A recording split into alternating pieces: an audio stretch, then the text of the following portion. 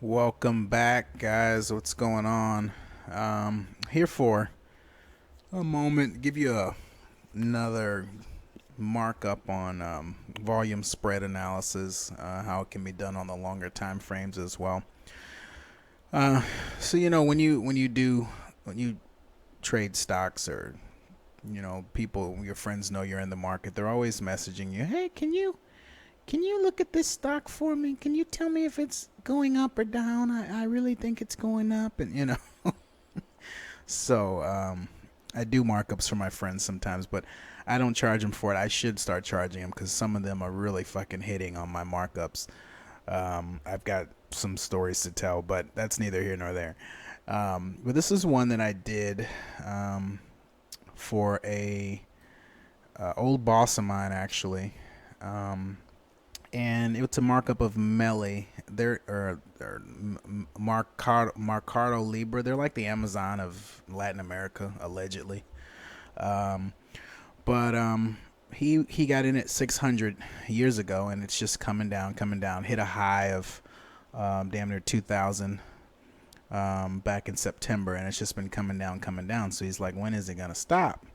And he's got money on top of money, so he's a buy and hold. But I've been trying to tell him, hey, this thing is going, it's breaking down big time. So I sent him this on the 14th of January. Okay, and I can't really show you that because I don't want to take this off the screen and show his email or his contact info. So just trust me, I sent him on the 14th of January. I guess you can see it down here. But anyway, first breakdown. Second breakdown, at this point I can connect the trend line, look for future reactions. So remember, we talked about volume spread analysis. It's always, you want to look at it at areas of interest, points of interest in your neighborhood, or whatever you want to call it, right? So when it got back to this point, this third touch here, okay, and it started to sell off, look at this volume down here. Okay, look at this volume here. Look how much bigger it is than the volume, or look at, it's the same size as the volume before, but look at the spread. So the bulls put in this amount of energy. They got this little tiny doji. Blow it up here. They got this little tiny doji right here. You guys see that? They put in the more energy, and they got a little bit better. But then the bears came in, put in this little tiny bit of energy, and got this huge spread out of it.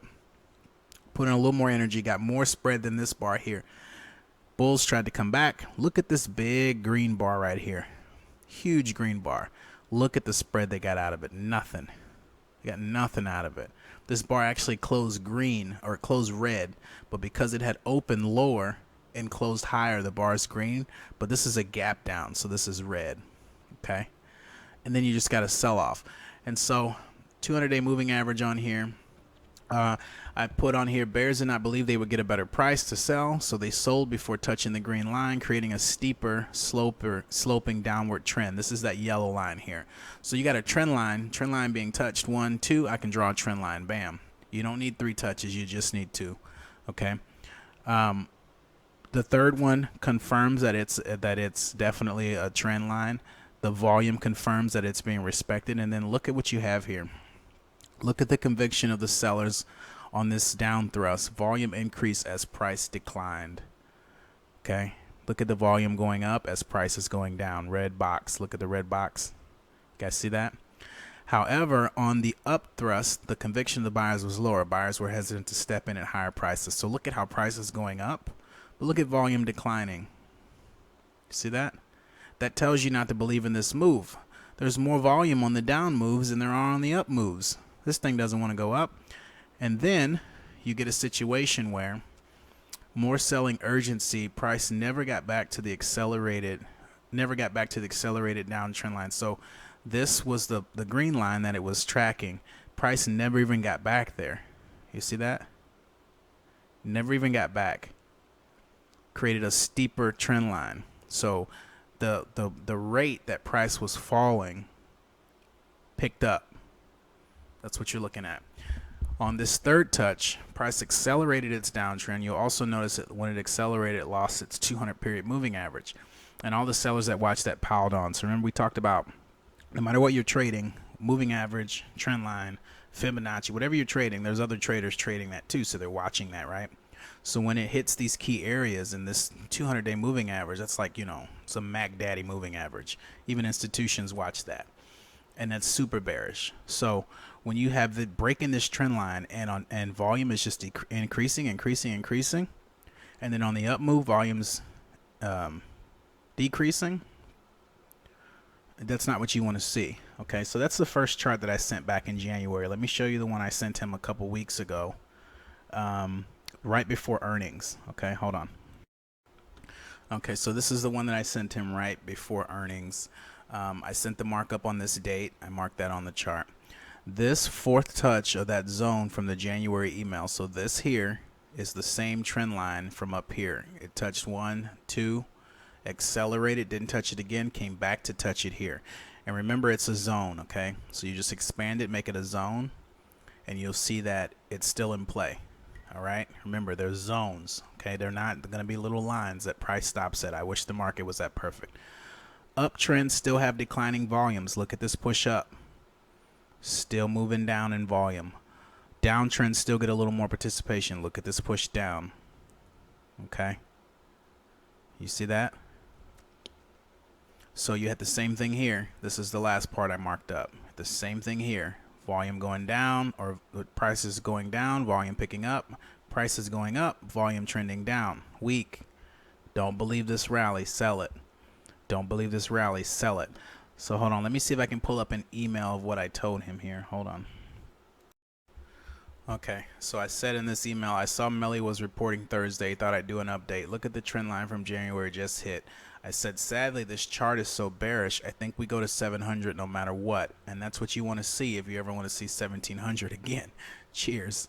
So that's what I told him. And let's look at the chart I just sent him today. And this is the chart that I sent him from today. Okay. This is the fourth touch of that zone. So this is just all of this was in the last chart. But look at this red box. Look at the volume accelerate to the downside. So this was the last email. They reported earnings. They were not bad earnings. Their revenue is actually up 68%, but it doesn't matter. The bears are in control.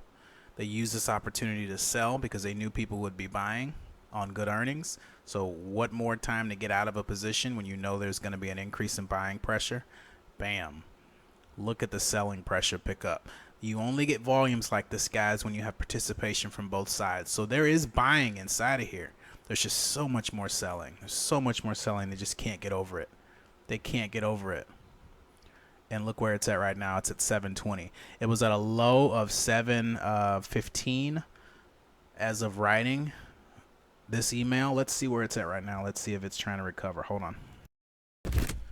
All right. So as you guys can see, holy smokes, 697. And what did I say in that email from last week when it was earnings? I said it was going to go to 700, right? So look at this. I just made these boxes over price. Look at this. Uptrend, down volume. Downtrend, up volume. Bigger downtrend, bigger up or bigger down volume. Let's see what the trend lines are saying here. Pretty steep. Pretty steep, guys. This is steeper than this here. Okay? But this just goes to show you that the chart, you can't always tell what big money is going to do. But once they do it, once they execute their orders at levels, which is volume, when volume comes in, you see what they're doing. You can't predict it. You know, they could have very well bought here, and the strategy it would have been different. But what you have to understand is as they're selling, as they're unloading positions, it takes a long time to unwind this. Okay, they've been buying and buying and buying and finally giving up on it. It takes a long time to get out of this position. They're not able to just buy it back up. So when they decide to trim a position in something and they all collectively decide to do it at the same time, you're going to get moves like this. And if the market is bearish at the time, which it is right now, it's just going to be so fast that there's nothing. Good earnings won't help you. You know, there's nothing that can really turn the stock until it gets to a level, which I think is down here. I think this gap right here. Gonna fill this gap. Okay. Might trade a little bit lower due to inertia. Okay. just the price moving down. It's going to take a minute to stop. But I told him today, I said, I think it's going to see 690 before the end of the, or I said 640, I think, before the end of the week. Because it's just, I mean, there's nothing holding it up. That's it. They're done with it for right now. So, you know, I use this stuff all the time. This is the daily chart. And I basically told a story all the way back from here to here. And yeah, it hasn't fallen that much from here to here. Like this move down here is only $423. And it took 117 days. And, you know, in between that you had, but it's the premise, you know, buy an option here for 6 months out and you're there. You know what I mean? You don't have to catch this whole move. Catch this, get out. Catch this, get out. Buy on the way up here because you see this move is fake. It's not real. Okay? And then take your profits on the way down. So, that's all I got for you guys today. Hope you enjoyed it. See you in the next one. Peace.